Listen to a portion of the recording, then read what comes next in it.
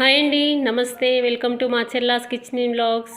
ఎలాంటి క్రీము పాల మీగడ లేకుండా అన్ని ఇంట్లో ఉండే వస్తువులతోనే ఎంతో ఈజీగా కట్ కుల్ఫీని చేసి చూపిస్తానండి. ఈరోజు చిన్నపిల్లలైనా సరే ఎంతో ఈజీగా ఈ కుల్ఫీని చేయొచ్చండి. ఆ ప్రాసెస్ ఏంటో చూద్దాం పదండి. ముందుగా మందంగా ఉన్న గిన్నెని ఒకసారి కడిగి తీసుకోవాలి. పాలు అడుగు పట్టకుండా ఉండడానికి కొన్ని వాటర్ని పోసుకొని తర్వాత 1 లీటర్ పాలని వేసుకోవాలి. నేను ఇందులో 1 లీటర్ ఫుల్ క్రీమ్ మిల్క్ని వాడుతున్నాను. ఏ బ్రాండ్ పాలైనా సరే ఫుల్ క్రీమ్ ఉండేటట్టు చూసుకోండి. 1 లీటర్ పాలల నుంచి 1/2 కప్పు వరకు పాలని సపరేట్గా ఒక బౌల్లోకి తీసి పెట్టుకోవాలండి. ఈ పాలు మరిగేలోపు 15 కాజు, 15 బాదం, 3 ఇలాచీలని పౌడర్ చేసి పెట్టుకోవాలండి. స్టవ్ పైన ఒక ప్యాన్ పెట్టుకొని అందులో 12 స్పూన్ల దాకా చక్కెరని వేసుకోవాలి. స్టవ్ని మాత్రం సిమ్లోనే పెట్టుకొని చేసుకోండి. కాసేపటికి షుగర్ మెల్ట్ అవుతుందండి. ఈ స్టేజ్లో షుగర్ కలుపుతూ ఉంటే షుగర్ మొత్తం మెల్ట్ అయ్యి మంచి కలర్లోకి వస్తుంది. తర్వాత స్టవ్ ఆఫ్ చేసుకోండి. పాలు మరగడానికి స్టార్ట్ అవుతున్నాయండి. ఇలా మరుగుతున్నప్పుడు ఒక 3 మినిట్స్ పాటు మరిగించి గ్రైండ్ చేసి పెట్టుకున్న బాదం పౌడర్ని ఇందులో వేసుకొని కలుపుకోవాలి.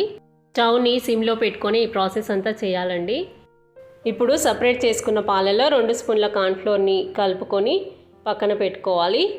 పాలు 2 మినిట్స్ బాయిల్ అయిన తర్వాత కొంచెం కుంకుమ పువ్వుని వేసుకోవాలి. ఇది ఆప్షనల్ అండి, మీ దగ్గర ఉంటే వేసుకోండి, లేదంటే లేదు. ఇప్పుడు కార్న్ఫ్లోర్ కలిపిన పాలని వేసుకొని మరొక 3 నిమిషాల పాటు ఉడికించాలి. 3 నిమిషాల తర్వాత ఇలా పాలు చిక్కపడతాయండి. అప్పుడు క్యారమలైజ్ అయిన షుగర్ని పాలల్లో వేస్తూ కలుపుకోవాలి. మళ్ళీ 2-3 మినిట్స్ పాటు సిమ్లో కలుపుకొని ఈ కన్సిస్టెన్సీలోకి రాగానే స్టవ్ ఆఫ్ చేసుకోవాలి. ఈ మిశ్రమాన్ని చల్లార్చుకోవాలండి. మధ్యలో కలుపుతూ చల్లార్చుకోండి. ఇప్పుడు దీన్ని మిక్సీ జార్లోకి వేసుకొని 3 మినిట్స్ పాటు పల్స్ చేయండి. మధ్యలో ఆపుతూ గ్రైండ్ చేయండి. ఇలా నురగగా వస్తుంది.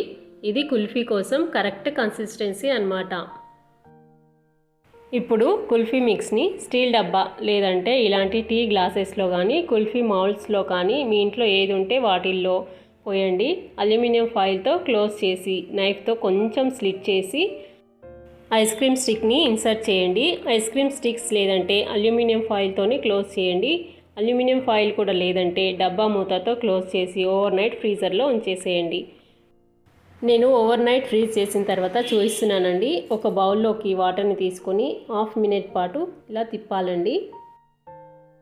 ఇలా చేయడం వల్ల కుల్ఫీ ఈజీగా డిమోల్డ్ అవుతుందండి. ఇప్పుడు స్టీల్ డబ్బాలోని కుల్ఫీని కూడా ఒక నైఫ్తో బయటకు తీయాలండి. తర్వాత కట్ చేసి పిస్తా బాదంతో గార్నిష్ చేసి సర్వ్ చేయడమే. హాట్ సమ్మర్లో కూల్ కుల్ఫీని మీరు కూడా ఇంట్లో ట్రై చేసి ఎలా కుదిరిందో నాకు కామెంట్ చేయండి. Thank you for watching.